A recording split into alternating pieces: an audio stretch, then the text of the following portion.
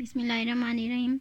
Student, today is 29th lecture of mechanics. We have to discuss our new chapter 5 system of particles. ये आज हमने ये chapter जो है डिस्कस करना है. सबसे पहले 5.1 आर्टिकल है टू पार्टिकल सिस्टम. ये देखें, इसमें हमने वन डायमेंशनल मोशन जो है उसको हम देख रहे हैं. स्प्रिंग जो है mass attach with a spring, ठीक है, और स्प्रिंग कांस्टेंट जो है वो के है. हॉरिजॉन्टल सरफेस पे ये लाई कर रहा है स्प्रिंग, और हमने जो है इस पे जो एक्सटर्नल फोर्स इसके अंदर हमने अज्यूम किया कि there is no external force except जो इसकी स्प्रिंग की स्ट्रेचिंग फोर्स है, उसके अलावा कोई भी एक्सटर्नल फोर्स नहीं लग रही. ये जो है पॉइंट सेंटर पे, ये सेंटर ऑफ मैस वाला पॉइंट है इस बॉल का, M1 मैस और ये M2 मैस, ठीक है.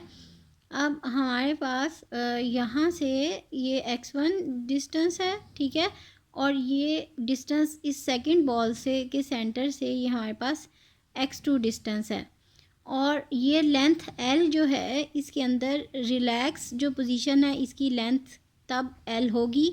और जब हम इसमें एक्सटेंशन ऐड कर देंगे, इनिशियली जो एक्सटेंशन ऐड होगी स्प्रिंग में वो DI होगी, ठीक है. अब हमारे पास जो है x2 क्या आ जाएगा, that is equals to x1 plus L plus DI. ये हमारे पास x2 जो टोटल डिस्प्लेसमेंट आ जाएगा. अब x2 डैश जो है ये हमारे पास किस तरह से है, ये x1 अगर हम एक्सटेंशन जो है इसकी हमारे पास D एक्सटेंशन है तो हमारे पास क्या वैल्यू हो जाएगी डिस्प्लेसमेंट की, x2 डैश और x1 डैश हो जाएगी. मैसेज क्या है, M1 और M2 मैसेज हैं. इन दोनों के साथ हमारे पास स्प्रिंग जो है वो अटैच है, और हम इसमें एक्सटेंशन जो है वो हम उसमें एडअप कर रहे हैं, एक्सटेंड कर रहे हैं स्प्रिंग को, ठीक है. D जो है extension of the spring at any instant. अगर हम लेते हैं M2 को ट्वाइस टाइम M1, ठीक है, तो ये हम एज्यूम है करते हैं, हमारी एजम्पशन है. देखें, the spring force act on the bodies जो है हमारे पास सिर्फ यही फोर्स है जो कि एक्ट हो रही है, इसके अलावा कोई एक्सटर्नल फोर्स नहीं है. दोनों बॉडीज़ जो मैसेज हैं उनके ऊपर स्प्रिंग फोर्स एक्ट हो रही है. When the spring is stretch और compress from its relax length, जब उसको स्ट्रेच करेंगे या कंप्रेस करेंगे उसकी ओरिजिनल जो लेंथ है उसकी मीन पोजीशन से, तो क्या होगा, it exerts a force on both the bodies treated as particle. जो दोनों मैसेज M1 और M2 हमने देखे हैं, इन दोनों पे फोर्स एक्ट होगी. Force on the two particle have equal magnitude but opposite in direction, ठीक है. और स्प्रिंग को हमने मैसलेस अज्यूम किया है, spring is assume massless. If the two bodies are of different masses, then the displacement of the more massive body is relatively smaller than that of the less massive body. जो ज़्यादा जिसका mess होगा ज़ाहिर बात है उसका displacement कम होगा. जब हम उसको स्ट्रेच करेंगे या कंप्रेस करेंगे तो जो लाइटर बॉडी होगी उसका डिस्प्लेसमेंट ज़्यादा होगा as compare to massive body.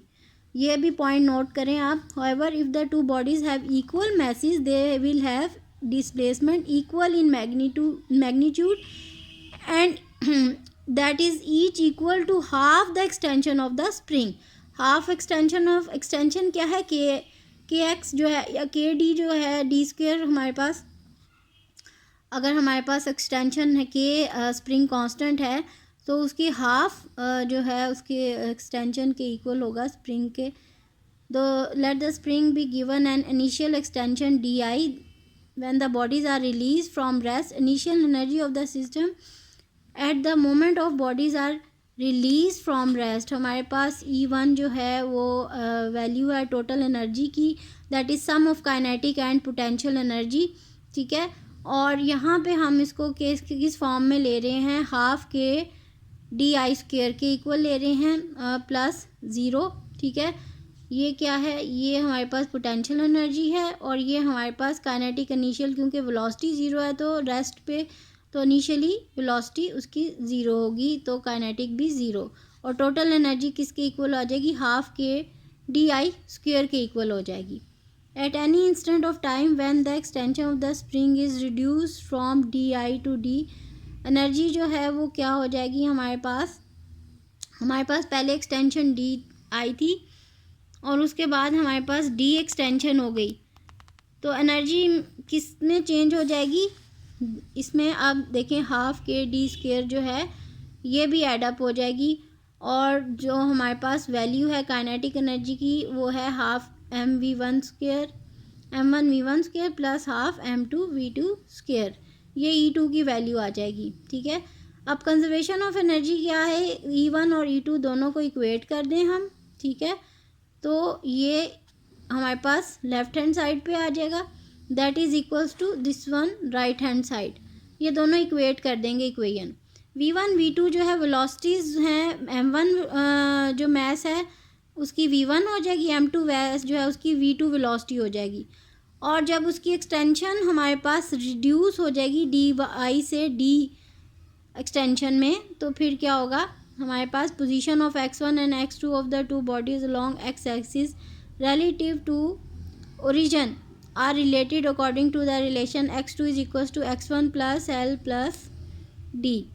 ये हमारे पास वैल्यू आ जाएगी। ये हमने स्टार्ट में भी देखा है कि जो हमारे पास दो बॉडीज़ हैं अलॉन्ग एक्स एक्सिस, उनकी रिलेटिव पोजीशन x1 डिस्प्लेसमेंट और x2 डिस्प्लेसमेंट, उसकी वैल्यू हमारे पास ये है फार्मूले में।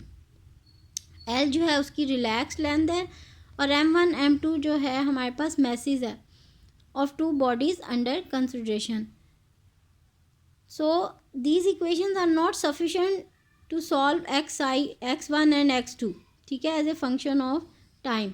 For complete solution to this problem we consider a particular point of the system called centre of mass of the system which does not move at all in this special case। जो centre of मास वाला जो point है हम उसको consider करते हुए problem को solve करेंगे, और हम कहेंगे कि वो सेंटर ऑफ मास जो है वो मूव नहीं कर रहा। For the special case of the to particle system consisting of mass m1 and m2 located at position x1 dash and x2 relative to origin, the position of the center of mass is defined by center of mass की जो position है वो हम इस फार्मूले से बता रहे हैं, that is equals to m1 x1 plus m2 x2 over m1 plus m2। ठीक है, ये फार्मूला है सेंटर ऑफ मास का, और हमारे पास अगर m1 m2 किसके इक्वल हो जाएगा, टोटल मास है कैपिटल M के इक्वल लिख देंगे।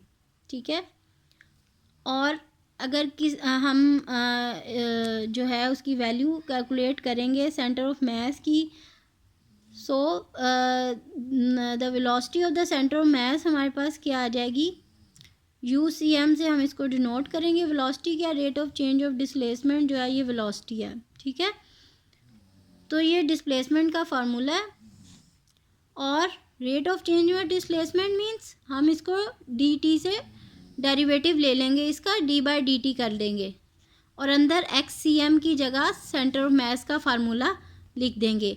m कांस्टेंट है तो ये आउटसाइड आ जाएगा। ठीक है, और m1 भी कांस्टेंट है, मैसेज m2 भी कांस्टेंट है। हम डिफ्रेंशिएट किस रिस्पेक्ट से कर रहे हैं, dx1 over dt dx2/dt।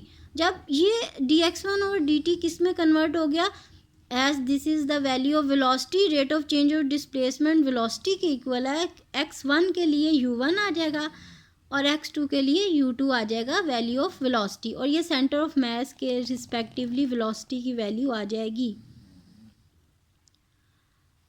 So the acceleration of the centre of mass, अब एक्सेलरेशन निकालनी है, दैट इज़ वेरी सिंपल।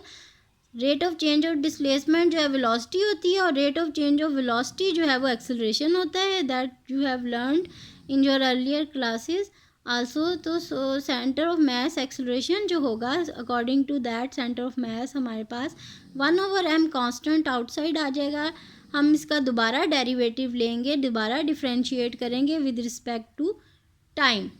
ठीक है, जब इसको दोबारा डिफ्रेंशिएट करेंगे तो क्या आ जाएगा, हमारे पास m1 आउटसाइड आ जाएगा, और du1 ओवर dt से रिस्पेक्टिवली हम इसको डिफ्रेंशिएट करेंगे।